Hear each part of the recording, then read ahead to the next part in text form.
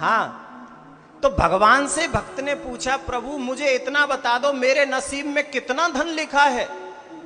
कोई कलयुगी भक्त होगा। भगवान ने कहा बता दूं? बोले बताओ।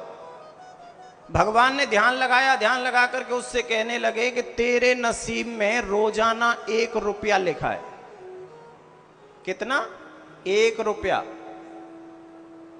भक्त चला गया, अब उसको रोजाना 1 रुपये मिलने लगा नित्य की। उस समय 1 रुपया भी बहुत होता था, तो रोजाना उसको 1 रुपया मिलने लगा। अब कुछ वर्षों के बाद उसकी शादी हो गई। क्या हो गया? शादी। जैसे उसकी शादी हुई तो शादी के तुरंत बाद उसको जो 1 रुपया मिलता था ना, शादी के बाद उसको 10 रुपये मिलने लगे। 11 है। ध्यान से सुनना।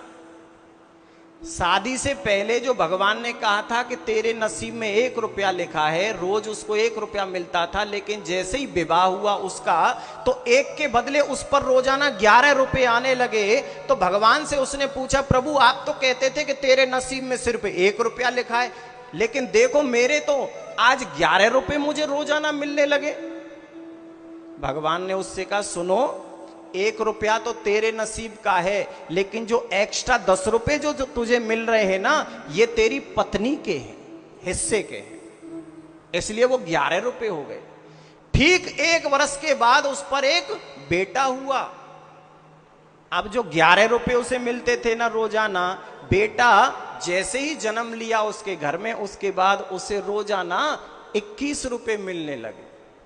भगवान से पूछा, प्रभु अब तो मेरे पास रोजाना 21 रुपए आते हैं। भगवान बोले, तेरे नसीब का तो वही 1 रुपया है, लेकिन 10 रुपए जो और एक्स्ट्रा हुए हैं वो तेरे पुत्र के हिस्से के हैं।